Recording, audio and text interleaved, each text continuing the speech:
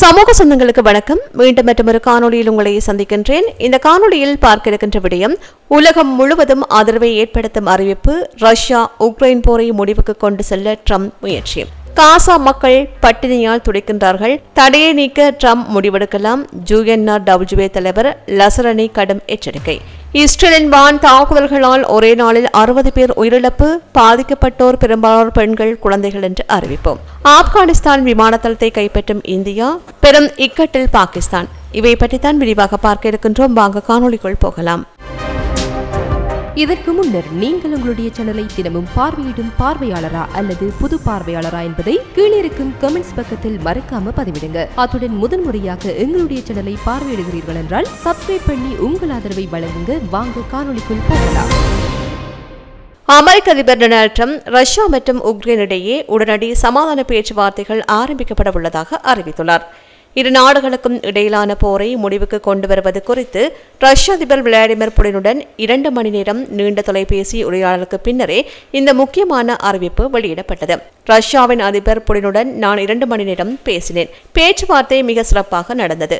Russia மற்றும் Ukraine இடையிலான போர் நிறுத்தம் மற்றும் முழுமையான போர் முடிவுக்கான பேச்சுக்கள் உடனடியாக தொடங்கவிருக்கின்றன என்று ட்ரம்ப் தனது ட்ரூத் சோஷியல் சமூக வலைதளத்தில் பதிவு செய்துள்ளார். போர் நிறுத்தத்தின் நிபந்தனைகள் ரஷ்யா மற்றும் உக்ரைன் ஆகிய இருதரப்புகளை நேரடியாக பேசி முடிவு செய்ய வேண்டும். ஏனெனில் அவர்கள் மட்டும் இந்த விவாதங்களில் உள்ளுணர்வுகளை புரிந்திருக்க முடியும். இந்த பேச்சுவார்த்தையின் போக்கும் அதிலுள்ள மனநிலை மற்றும் ஊக்கமும் மிக சிறப்பானதாக இருந்தன. இதேவேளை போர் முடிந்தவுடன் ரஷ்யா அமெரிக்காவுடன் பெரிய அளவில் வர்த்தகம் செய்ய விரும்புவதாக ரஷ்யாவின் அதிபர் புடின் தெரிவித்துள்ளார். அந்த போர் நிறைவடைந்த பிறகு ரஷ்யாவிற்கு வேலை வாய்ப்பும் செழிப்பும் பெரிதும் உருவாகும் என்று கூறியிருக்கின்றார். அதுபோலவே உக்ரைனும் தனது நாட்டை மீளமைக்கும் போது வர்த்தகத்தின் மூலம் பெரிய நன்மைகளை பெறக்கூடிய நாடாக இருக்கும் என்று ட்ரம்ப் கூறுகின்றார். இந்த பேச்சுக்கு பின்னர் ட்ரம்ப், உக்ரைன் அதிபர் விளாடிமிர் ஜெலன்ஸ்கி, ஐரோப்பிய குழு தலைவர் Ursula von der Leyen, France அதிபர் இமானுவேல் மேக்ரான், இத்தாலிய பிரதமர், ஜெர்மனியின் தலைமை சார்பு பிரமுகர், பின்லாந்து அதிபர் ஆகியோருக்கு தகவல் வழங்கியதாகவும் கூறியுள்ளார். இதேவேளை போப் பிரதிபம் செய்கின்ற வத்திக்கான் சமாதான பேச்சுவார்த்தையை தாங்கள் நடத்த தயாராக உள்ளதாக தெரிவித்துள்ளது. இப்போது இந்த அமைதி முயற்சிக்கு தொடக்கம் கொடுக்கலாம் என்று ட்ரம்ப் உற்சாகமாக குறிப்பிட்டுள்ளார். வத்திக்கானில் பேச்சுவார்த்தைக்கு தயார் என்ற நிலையில் கடந்த வாரம் இஸ்தான்புலில் நடந்த பேச்சுவார்த்தையில் புடினும் ஜெலன்ஸ்கியும் பங்கேற்கவில்லை. ஆனால் இருதரப்பும் தலா 1000 போர் கைதிகளை பரிமாறிக்கொள்ள ஒப்புக்கொண்டுள்ளார்கள். அமெரிக்காவின் பொது நம்பிக்கை குறைந்து வரும் சூழலில் வெளியுறவுத்துறை செயலாளர் மார்க்கோ ரூபியோ வாஷிங்டனுடன் இந்த அமைதி முயற்சி மிக நியாயமான நிலைப்பாட்டில் இருக்கும் என்று கூறியிருக்கின்றார். புடின் மற்றும் ட்ரம்ப் நேரடியாக பேசி தேர்வு காண்பதே சிறந்த வழி என்றும் கூறியிருக்கின்றமை குறிப்பிடத்தக்கது. அடுத்து அமெரிக்க ஜனாதிபதி டொனால்ட் ட்ரம்ப் மற்றும் ஐரோப்பிய நாடுகளின் தலைவர்கள் பலருடன் உக்ரைன் அதிபர் ஜெலன்ஸ்கி தொடர்ந்து பேசி வருகின்றார். இது பற்றி உக்ரைனுடைய அதிபர் குறிப்பிடுகையில், ரஷ்ய தரப்பு கொள்கைகளை பற்றி எனக்கு தெரியாது. ட்ரம்புடனான எங்களுடைய பேச்சுவார்த்தையின் வழியே நான் புரிந்து கொண்ட விஷயம் என்னவென்றால், ரஷ்யா தரப்பு எங்களுக்கு குறிப்பு ஒன்றை அனுப்ப விரும்புகின்றது என்று கூறினார். போர் நிறுத்தம் மட்டுமன்றி அவர்கள் வேறு சில கொள்கைகளையும் விரும்புகின்றார்கள் என்று குறிப்பிட்டார். போர் நிறுத்தத்திற்கு ஒவ்வொருவரும் அதிக ஆர்வத்துடன் உள்ளார்கள். நிறைய இழப்புகள் ஏற்பட்டுவிட்டன. உண்மையில் போர் முடிவுக்கு வர வேண்டும் என்று நான் விரும்புகின்றேன். அதற்கு ரஷ்யா தயாராக உள்ளதா? இது எனக்கு உறுதியாக தெரியவில்லை. நாங்கள் அவர்களை நம்ப தயாராக இல்லை. முதல் நடவடிக்கையாக போர் நிறுத்த வேண்டும். உண்மையில் போரை நிறுத்த தயாராக இருக்கின்றார்கள் என்று அவர்கள் காட்ட வேண்டும் என்றார். அதன் பின்னரே கைதிகள் பரிமாற்றம் உள்ளிட்ட மற்ற நடவடிக்கைகள் மேற்கொள்ளப்படும் என்று தெரிவித்தார். இதற்காக ரஷ்யாவுடன் நேரடி பேச்சுவார்த்தை நடத்தவும் உக்ரைன் தயாராக உள்ளது என்று தெரிவித்தார். இதுபோன்று அமெரிக்கா மற்றும் ஐரோப்பிய நாடுகளின் தலைவர்களுடன் தொடர்ந்தும் தொடர்பில் இருப்பது பற்றியும் ஜெலன்ஸ்கி சுட்டிக்காட்டி இருக்கின்றார். காசாவின் நிலவரங்களை பார்க்கின்ற போது, காசா பகுதியில் தொடர்ந்தும் விரிவாகின்ற இஸ்ரேலின் தாக்குதல்களின் நடுவே அங்கு வாழ்கின்ற மக்களுக்கு ஆதரவாக ஐக்கிய நாடுகள் புலம்பெயர் முகமை UNRWA ஆணையர் ஜெனரல் பிலிப் லசரணி முக்கிய அறிக்கை ஒன்றை வெளியிட்டுள்ளார். அமெரிக்க அதிபர் டொனால்ட் ட்ரம்ப் இஸ்ரேல் மீது அழுத்தம் கொடுத்தால் காசாவிற்கான மனிதாபிமான உதவி தடையை முற்றிலும் நீக்க இயலும் என்றும் அந்த துணிச்சலை அவர் காட்ட வேண்டும் என்றும் வலியுறுத்தியுள்ளார். உணவையும் மருந்துகளையும் அரசியல் ஆயுதமாக தற்போது மாற்றிவிட்டார்கள். காசாவில் பசியும் பஞ்சமும் இப்போது அரசியல் ராணுவ ஆயுதமாக பயன்படுத்தப்படுகின்றது. இது செயற்கையாக உருவாக்கப்பட்ட ஒரு பரிதாபகரமான சூழ்நிலை என்று லசரணி கூறுகின்றார். இந்நிலையை மாற்ற ட்ரம்ப் தேவையான தூண்டுதலை வழங்கக்கூடியவர் என்றும் அவர் தெரிவித்திருக்கின்றார். 2 மாதங்களுக்கு மேலாக முழுமையான தடையிலிருந்து காசா பகுதியில் சமீபத்தில் 9 உதவி தொலைபேசி வாகனங்கள் அனுமதிக்கப்பட்டிருக்கின்றன. அதாவது சமீபத்தில் 9 முதலுதவி தொகை வாகனங்கள் அனுமதிக்கப்பட்டிருக்கின்றன. ஆனால் இது ஒரு கடலில் ஒரு துளி போல்தான் என்று அவர் தெரிவித்தார். இந்த வாகனங்களில் குழந்தைகளுக்கான உணவுப் பொருட்கள், மா மற்றும் மருந்துகளே உள்ளன. இஸ்ரேல் மற்றும் அமெரிக்கா சேர்ந்து உருவாக்கியுள்ள புதிய திட்டத்தின் மூலம் தனியார் நிறுவனங்கள் மற்றும் தொண்டு நிறுவனங்கள் வழியாக உதவிகளை விநியோகம் செய்ய திட்டமிட்டுள்ளார்கள். ஆனால் இது மனிதாபிமான நெறிமுறைகளை மீறுவதாக ஐநா கண்டனம் தெரிவித்திருக்கின்றது. இந்த திட்டம் மிகவும் ஆபத்தானது. 20 கிலோ எடையுள்ள பெட்டிகளை சுமந்து கிலோமீட்டர்களாக நடந்து செல்ல வேண்டும் என்றால் அது மிகவும் பாதிக்கப்பட்ட மக்களுக்கு உதவியை தடுக்கின்றது என்று அவர் கூறினார். இஸ்ரேல் தற்போது முழு காசா பகுதியையும் ராணுவ கட்டுப்பாட்டு கொண்டுவர திட்டமிட்டிருக்கின்றது. ஹான் யூனிஸ் பகுதியில் வாழுகின்ற மக்களுக்கு உடனடியாக வெளியேறுகின்ற உத்தரவும் விடுவிக்கப்பட்டிருக்கின்றது. இந்த தாக்குதல்கள் தொடர்ந்தால் காசா இனி பலஸ்தீனர்களுக்கான வாழ்விடமாக இருக்க முடியாது, மக்கள் புறக்கணிக்கப்பட்டு வெளியேற்றப்படுவார்கள் என்று லசரணி கூறுகின்றார். UNRWA அமைப்பு ஹமாஸ் இயக்கத்தால் ஊடுருவப்பட்டுள்ளது என்று இஸ்ரேல் கூறி வருகின்ற நிலையில் அதன் செயற்பாடுகளை தடை செய்திருக்கின்றது.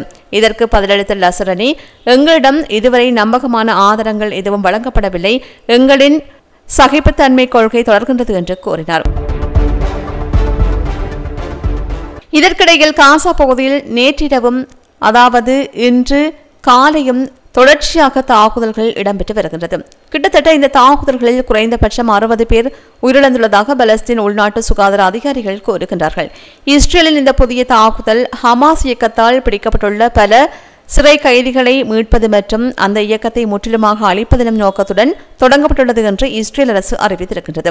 2.5 மாதங்களாக முற்றாக தடை செய்யப்பட்டிருந்த நிலையில் இஸ்ரேல் பிரதமர் பெஞ்சமின் நெதன்யாகு நேற்று முதல் சில உதவி தொலைபேசி வாகனங்களை அனுமதித்துள்ளார். ஆனால் ஐநா அமைப்புகள் இதை மிக குறைவானது, தேவையை எட்டாது என்றும் கண்டித்திருக்கின்றன. முந்தைய சில மாதங்களில் ஒரு நாளுக்கு 600 வாகனங்கள் நுழைந்தன. இப்போது சில வாகனங்கள் மட்டும் நுழைகின்றன என்றும் ஐநா கூறுகின்றது. இதேவேளை கிழக்கு காசா பகுதியில் ஒரு பாடசாலையாக மாற்றப்பட்டிருந்த தற்காலிக தங்குமிடத்தை நோக்கி வான் தாக்குதல்கள் மேற்கொள்ளப்பட்டிருக்கின்றது. இதில் குறைந்தது 22 பேர் உயிரிழந்துள்ளதாக காசா சுகாதார அமைச்சகம் கூறியுள்ளது. உயிரிழந்தவர்களில் பெரும்பாலானவர்கள் பெண்கள் மற்றும் குழந்தைகள் என்பது குறிப்பிடத்தக்கது. தொடர்ந்து நடக்கின்ற இஸ்ரேல் தாக்குதல்கள் ஏற்கனவே பசியிலும் மருந்து பற்றாக்குறையிலும் துடிக்கும் காசா மக்களை மேலும் மேலும் மோசமான நிலைக்கு தள்ளி வருகின்றது. உணவுக்காக, குடிநீருக்காக மக்கள் அல்லாடுகின்ற நேரங்களில் அவர்களே விலக முடியாத தாக்குதல்களின் இலக்காக மாறி வருகின்றார்கள். இந்த வன்முறை தடையுமா அல்லது மேலும் பல வீடுகளும் குடும்பங்களும் சிதைவதற்கான சூழ்நிலை மேலும் உருவாகின்றதா என்ற கேள்வியும் தற்போது எழுந்திருக்கின்றது. அடுத்து இந்திய பாகிஸ்தான் நிலவரங்களை பார்க்கின்ற போது இந்தியா ஆப்கானிஸ்தானில் உள்ள பக்ராம் விமான தளத்தை கைப்பற்றவுள்ளதாக தகவல் வெளியாகியுள்ளது. 1950ஆம் ஆண்டு சோவியத் யூனியன் அரசு ஆப்கானிஸ்தானில் நட்பு நாடு என்ற முறையில் பக்ராம் விமான தளத்தை உருவாக்கியது. 1989ஆம் ஆண்டு இந்த ஏர்பேஸ் அமெரிக்கா வசம் சென்றது. பின்பு நீண்ட காலம் அதாவது 2021ஆம் ஆண்டு வரையில் இது அமெரிக்காவின் கட்டுப்பாட்டில் தான் இருந்தது. இதனைத் தொடர்ந்து ஆப்கானிஸ்தானில் தலிபான்கள் ஆட்சிக்கு வந்த பிறகு பக்ராம் விமானத்தளம் அவர்களின் வசமானது. இந்நிலையில் தான் பக்ராம் விமானத்தளத்தை கைப்பற்ற இந்தியா தாலிபான்களுடன் பேசி வருவதாக தகவல்கள் வெளியாகியுள்ளது. ஏற்கனவே இந்த விமானத்தளத்தை கைப்பற்ற அமெரிக்கா, சீனா ஆகிய நாடுகள் போட்டி போட்டு வரும் நிலையில் இந்தியாவும் அந்த ரேஸில் குதித்துள்ளது. இந்தியாவிற்கு பக்ராம் ஏர்பேஸ் மிக முக்கியமான ஒன்றாகும். ஏனெனில் இந்தியா தஜிகிஸ்தானில் பர்கூர் மற்றும் அயனி போன்ற 2 இடங்கள் விமான தளங்களை வைத்துள்ளது. தஜிகிஸ்தானையும் பாகிஸ்தானையும் ஆப்கானிஸ்தான் தான் பிரிக்கின்றது. ஒருவேளை பக்ராம் விமான தளம் சீனாவின் பக்கம் சென்றால் பர்கூர் மற்றும் அயனி விமான தளங்களுக்கு ஆபத்தாகிவிடும். பக்ராம் விமான தளம் இந்தியா வசம் சென்றால் பாகிஸ்தானுக்கு பெரும் சிக்கலாகிவிடும். அதாவது தஜிகிஸ்தானில் இருந்தும் ஆப்கானிஸ்தானில் இருந்தும் இந்தியா பாகிஸ்தானை தாக்க முடியும். இதனால் தான் இந்தியா பக்ராம் ஏர்பேஸை கைப்பற்ற தலிபான்களுடன் பேச்சுவார்த்தை நடத்தி வருகிறது. ஆப்கானிஸ்தானில் 2021ஆம் ஆண்டு தலிபான்கள் ஆட்சியை கைப்பற்றிய பிறகு அவர்களை இந்தியா மக்களாட்சியாக அங்கீகரிக்கவில்லை. ஆனாலும் இந்தியா மீது நட்புறவை பேணுகின்ற ஆப்கானிஸ்தான் பஹல்காம் தாக்குதல்களை கண்டித்தது. இதற்கிடையே கடந்த வாரம் இந்திய வெளியுறவு அமைச்சர் ஜெய்சங்கர் ஆப்கானிஸ்தான் வெளியுறவு அமைச்சர் மௌலவி அமீர்கான் முக்தாகியுடன் இருதரப்பு உறவுகள் உட்பட பல்வேறு விடயங்கள் குறித்து தொலைபேசியில் பேசினார். ஆப்கானிஸ்தானில் தலிபான்கள் ஆட்சிக்கு வந்த பிறகு முதன்முறையாக அந்த நாட்டு அரசுடன் இந்தியா பேச்சுவார்த்தை நடத்தியுள்ளமையும் குறிப்பிடத்தக்கது. இவை சமீபத்தில் வெளியான செய்திகளின் தொகுப்பாக காணப்படுகின்றன. செய்திகள் பற்றிய உங்களுடைய கருத்துக்களை கீழே இருக்கும் கமெண்ட்ஸ் பக்கத்தில் மறக்காமல் பதிவிடுங்க. மீண்டும் மற்றொரு காணொளியில் உங்களை சந்திக்கின்றேன். நன்றி. இது போன்ற பல செய்திகளை தெரிந்து கொள்ள நம்முடைய சமூக மீடியா யூடியூப் சேனலை சப்ஸ்கிரைப் செய்து அருகிலுள்ள பெல் பட்டனை கிளிக் செய்யுங்கள். மேலும் செய்திகளை உடனுக்குடன் தெரிந்து கொள்ள சமூகமீடியா.com என்ற இணையதளத்தின் வாயிலாக எங்களுடன் இணைந்திருங்கள்.